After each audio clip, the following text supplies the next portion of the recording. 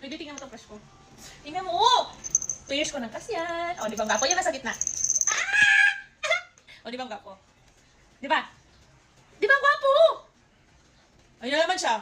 Sure ka na, hindi na talaga magbabago yung utak natin. Wala, 2 years ko nang crush yan, be. Ang gwapo niyan eh. Tapos ang galing ko mag-basketball. Tapos, alam mo yun? Mahilig ka pa na, i-shoot mo na ang ball. Ang gwapo niyan. Tapos, alam mo yun? Ang bango niya pa. Kahit hindi ko pa siya namin sa personal, pero pag tinignan mo siya, mukha siyang mabango. Ano yan? Ano mukha yan?